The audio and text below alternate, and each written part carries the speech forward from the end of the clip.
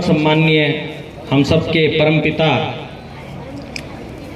परम आदरणीय डॉक्टर बाबा साहेब भीमराव अंबेडकर साहब की आज जयंती है और ट्राइबल केयर सेवा संस्थान और अन्य सभी साथियों भामाशाहों की ओर से आयोजित इस कार्यक्रम में विराजमान सम्मानित मंच,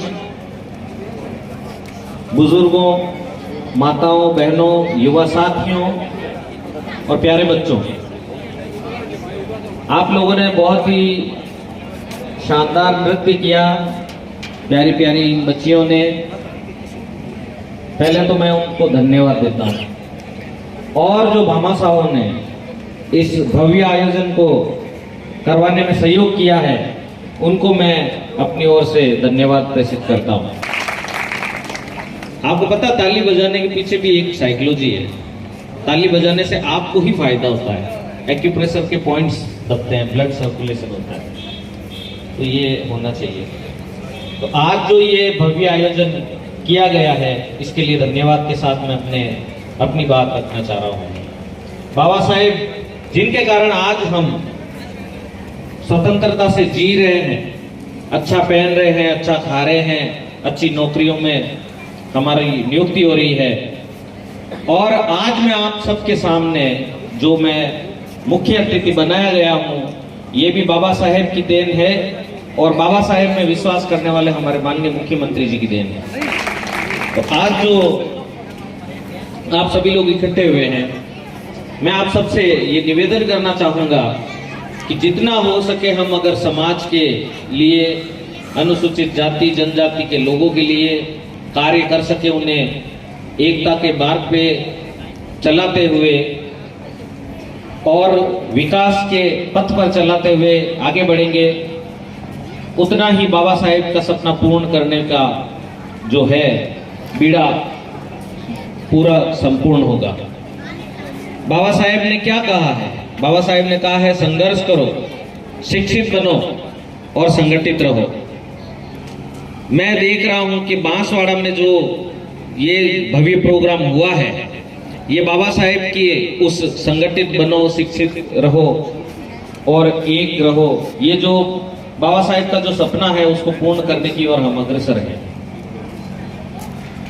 मुझे जैसा कि अभी जानकारी मिली, एक बच्ची हमारे बीच में मौजूद है बाड़मेर की, वो इस प्रोग्राम को सुनकर और इसमें शामिल होने आई।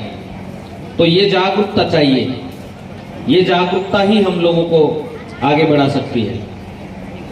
साथियों, मैं आपका अधिक समय ना लेकर, क्योंकि मेरा प्रोग्राम आपके बांसवाड़ा जिले के जो अधिकारी हैं उनके साथ में मेरी मीटिंग है।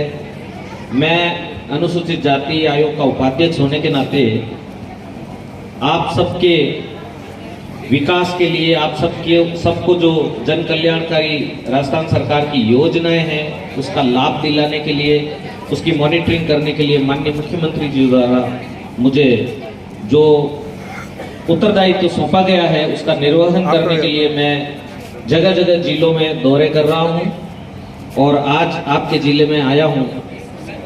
आज अधिकारियों के साथ बैठकर मैं चर्चा करूंगा कि आपकी जो स्थानीय समस्याएं हैं या आपको योजनाओं का लाभ मिल रहा है या नहीं मिल रहा है, उसके बारे में मैं आज चर्चा करूंगा। थोड़ा सा मैं आयोग के बारे में बताना चाहूंगा। आयोग जो है अनुसूचित जाति आयोग, उसका गठन जो है माननीय मुख्यमंत्री जी के कार्यकाल में, पहले जब मुख्यमंत्री जी थे उस समय उन्होंने इस आयोग का गठन करवाया था, एससी और एसटी दोनों का, जिसको बाद में सेपरेट किया गया ताकि ज़्यादा अच्छे तरीके से उस पर कार्य हो सके। तो साथियों, आप अगर गूगल पे सर्च करेंगे राजस्थान एससी आयोग तो आपको हमारे आयोग की वेबसाइट जो है वो मिल जाएगी। वैसे कोई नोट करना चाहे, मैं आपके आयोजकों को मेरा विजिटिंग कार्ड दे दूंगा, तो आप अपनी समस्याएं, किसी भी तरह की समस्या हो आपको, आप उन समस्याओं को मुझे जो है ईमेल करवाएं। मेरी ईमेल आईडी दे रखी है और आयोग की ईमेल आईडी दे रखी है। मैं रात दिन एक करके और आप लोगों की समस्याओं के निस्तारण के लिए कार्य करता हूँ। मैं आपको बताना चाहता हूँ, आपने एक कहानी सुनी होगी कि एक फला फला नेता जो है रात को सो रहे थे और बाबा साहेब जाग रहे थे। जब उनसे ये पूछा गया कि आप क्यों जाग रहे हैं, तो उन्होंने कहा कि मेरा समाज सोया हुआ इसलिए मुझे जागना पड़ रहा है। आज मुझे खुशी है कि हमारा समाज काफी हद तक जागरूक हो चुका है, लेकिन अभी हम में से कई भाई अभी भी सोए हुए हैं, उनको जगाना है। आपका ये भाई 24 घंटों में से 18-19 घंटे जागता है आप लोगों के लिए। मैं 36 घंटे अभी जो रात को मेरा करीब 2 बजे सोया हूं, उस समय तक मुझे 36 से 37 घंटे हो चुके थे बिना सोए। तो क्योंकि मैंने कार्यक्रम बहुत लंबा बना लिया, पाली से राजसमंद से उदयपुर से बांसवाड़ा, इसके बाद में कल जो है मैं डूंगरपुर जाऊंगा, डूंगरपुर के बाद में फिर जोधपुर जाऊंगा, फिर 2 दिन का गैप देके फिर मैं यात्रा कार्यक्रम बनाऊंगा। तो ये यात्रा कार्यक्रम जो मैं बना रहा हूं, मैंने बताया आपको कि आप लोगों को राजस्थान सरकार की जन कल्याणकारी योजनाओं का लाभ मिल सके। आपके साथ अगर कोई एट्रोसिटी हो रही है, कोई अत्याचार हो रहा है, आपकी जो भूमि है उसको अगर किसी दबंगों ने कब्जा कर लिया है, तो उसको छुड़वाने के लिए, या आपके हक अधिकार, अगर आप कर्मचारी हैं और आपके विभाग में आपके हक अधिकार अगर छीने जा रहे हैं, तो उसका संरक्षण करने के लिए मैं निकला हूं, आपका साथ देने के लिए। अभी मेरे पूर्व वक्ता ने बताया कि आज भी कई जगहों पर बाल नहीं काटे जाते हैं इसी छुआछूत के कारण, कई जगह पर चाय नहीं पिलाई जाती है। ऐसे प्रकरण मेरे पास आए, मैं आपको बताता हूं। ये खांगटा गांव है, जोधपुर जिले के अंतर्गत आता है खांगटा गांव। वहां पर हमारे लोगों के बाल नहीं काटे जा रहे थे। मेरे को शिकायत प्राप्त हुई, मैंने त्वरित प्रभाव से है जो लेटर लिखा, और लेटर लिखने के बाद में मैंने ये घोषणा की कि मैं फला तारीख को आपके उस स्थान पे आ रहा हूँ और अपने बाल कटवाने के लिए, मैं एससी जाति का हूँ, मैं वहां के बाल कटवाने के लिए आ रहा हूँ। तो पुलिस प्रशासन ने त्वरित कार्रवाई करते हुए आईजीपी ने एक लेटर जारी किया और वो समस्या वहां पे सॉल्व हो गई, इसलिए मुझे जाना नहीं पड़ा। लेकिन मेरे पेंडिंग में है, वहां पे अब बाल काटे जा रहे हैं हमारे समाज के, एससी समाज के, तो अब वो समस्या रही नहीं। लेकिन फिर भी मैं एक बार जागरूकता के लिए उन भाइयों से बात करने के लिए कि भैया क्या फर्क पड़ता है, बाल में कोई फर्क पड़ता है क्या? हम जब किसी को ब्लड चाहिए होता है, अगर किसी को खून की जरूरत होती है, तो वो जाकर पूछता है क्या कि भाई ये हिंदू का है कि मुस्लिम का है कि एससी का है कि एसटी का है। उस समय तो आप छुआछूत करते ही नहीं। क्या पता, हो सकता है किसी एससी का खून आपको चढ़ाया जा रहा हो सकता है आप सफाई कर्मचारियों से और सफाई करने वाली कौम से, और वो जो आप छुआछूत करते हैं, हो सकता है उसका खून हो वो। तो उस समय तो आप नहीं करते, जब आपको जीवन बचाना होता है, तो फिर आप ऐसे छुआछूत क्यों करते हैं? तो ये एक कलंक है जिसको हम सबको मिलकर मिटाना होगा। अब देश जो है, आजादी के इतने सालों बाद में भी जब हम ऐसी घटनाएं सुनते हैं तो दुख होता है। तो साथियों, सबको मिलकर कार्य करना होगा, और मेरी जब कभी भी जरूरत पड़े मैं आपके लिए हाजिर हूं, हर समय हर वक्त। आप मुझे 2-3 बजे भी देखेंगे तो ऑनलाइन देखूंगा, मैं कुछ न कुछ कार्य करता रहता हूं, आपके लेटर वगैरह टाइप करता रहता हूं आपकी समस्याओं से संबंधित। तो मेरा मोबाइल नंबर मैं एक बार अनाउंस कर रहा हूं, आप सब लोग नोट कर सकते हैं। हो सकता है कभी मैं अगर फोन ना उठाऊं तो मेरे को एक टेक्स्ट मैसेज छोड़ सकते हैं कि मेरी फला ये समस्या है और मेरा ये नाम है और मैं इस जगह से बोल रहा हूँ, या मतलब मैंने मैसेज किया है। मेरा नंबर है 9468564466, और दूसरे नंबर है मेरे 8949283073। ये वाले नंबर जो है मेरे पीएस हैं उनके पास रहते हैं। वो हालांकि नंबर मेरे ही है, बट अभी वो उनके पास है। तो अगर मैं फोन नहीं उठा पाऊँ तो वो आपकी समस्या को वो सुनेंगे पूरा विस्तार पूर्वक, और हम उसका समाधान करने का प्रयास करेंगे। मेल आईडी मैं एक बार रिपीट कर देता हूँ, मैं बोल देता हूँ, आप लोग नोट करना चाहे, रिकॉर्ड करना चाहे, रिकॉर्डिंग में आ जाएगा, फिर आप उसको पेन डाउन करके और जब भी जरूरत पड़े आप भेज सकते हैं मेल। तो लिखिए आप sachin.sarvate.sc@gmail.com। अभी स्पेलिंग बोलूंगा मैं, SACHIN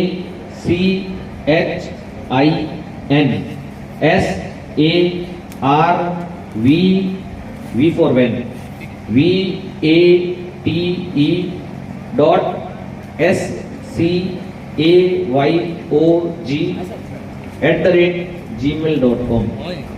तो ये मेरी ईमेल आईडी है। आपको कोई समस्या होती है तो आप मुझे इस पर ईमेल कर सकते हैं। हो सकता है कि मैं थोड़ा तेज बोल गया होऊंगा तो आप लोगों को वो बात नोट नहीं कर पाए होंगे।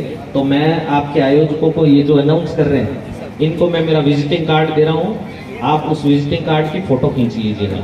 उसमें मेरी मेल आईडी भी है, मेरे मोबाइल नंबर भी है, आयोग का पता भी है और आयोग की वेबसाइट भी उसमें लिखी हुई है। आयोग की वेबसाइट को अगर आप अपने मोबाइल में खोलेंगे तो मोबाइल में जैसे ही आप क्लिक करेंगे, आप जो है उसमें जो SC/ST के लिए जो योजनाएं हैं सरकार चला रही है, उन योजनाओं की लिंक दे रखी है। आप उसको क्लिक करेंगे, सीधी योजनाएं आपके सामने खुल जाएंगी और आयोग तक पहुंचने का मैप भी उसमें दे रखा है। आप समस्या डायरेक्ट वहां पर भी आप है जो दर्ज कर सकते हैं। वो समस्या आप जैसे सबमिट करेंगे, सीधी मेरे मोबाइल के अंदर वो आ जाएगी और मैं उसको फिर आगे फॉरवर्ड कर दूंगा कंसर्निंग ऑफिसर्स को। साथियों, मैं बाबा साहेब के बारे में मुझसे पूर्व वक्ता ने काफी विस्तार पूर्वक आप लोगों को बता दिया कि कैसे उन्होंने शिक्षा प्राप्त की, कैसे उन्होंने संघर्ष किया, कैसे उनके साथ छुआछूत हुई, कैसे उन्होंने फिर है जो विदेश जाकर पढ़ाई की। तो लगभग उन्होंने 90 क्या पूरे 100% आपको सब कुछ बता दिया है। एक आध जो घटना मेरे सुनने में आई थी, मैं वो बता रहा हूँ। एक बार की घटना है, बाबा साहेब जो है संविधान लिख रहे थे और लिखते लिखते वो इतना डूब गए कि उन्हें पता ही नहीं चला था कि भाई दिन हो गई है, रात हो गई, ये पता नहीं चलता था। तो उनके यहाँ एक उनका साथी था जो उनका सेवा करता था। उन्होंने कहा कि बाबा साहेब मैं गांव जाकर आ जाता हूँ, थोड़ा मेरे गांव संभाल के आ जाता हूँ। तो बोला कि ठीक है आप जाओ, लेकिन है जो यार चाय पीनी है, मेरे को चाय बना के दे जाओ। तो उन्होंने क्या किया, वो चाय बनाकर बाबा साहब के सामने रखी और उन्होंने कहा कि ठीक है मैं गांव जाके आता हूँ। वो बंदा गांव गया, एक दिन रुका, वापस आया। जब वो वापस आता है तो देखता है कि चाय वहीं के वहीं पड़ी है। तो वो बाबा साहब को जाके कहता है, बाबा साहब की उस पर नजर पड़ती है। तो बाबा साहब उसको कहते हैं कि अरे आप गांव गए नहीं? तो उस आदमी के आंखों में आंसू आ जाते हैं। क्या आप किस मिट्टी के बने हो बाबा साहब? चाय तो ठंडी हो गई, मैं गांव जाकर भी आ गया, आप अपनी सीट से उठे तक नहीं, आपको यही पता नहीं चला कि मैं गांव भी जाकर आ गया। तो मतलब इतना डूब कर वो आप लोगों के लिए काम कर रहे थे। वो ऐसी विभूति थे जिन्होंने आपके लिए अपने बच्चों को कुर्बान कर दिया। उनको ना अपने लिए कुछ करना था, ना अपने आप को, उन्होंने कोई अपना पारिवारिक फायदे के लिए कुछ किया। उनका परिवार आप सब लोग थे, आप सब लोग जितने भी SC/ST के लोग हैं, आप सब लोगों के लिए वो व्यक्ति जिए हैं। पूरा जीवन उन्होंने आप लोगों को समर्पित किया।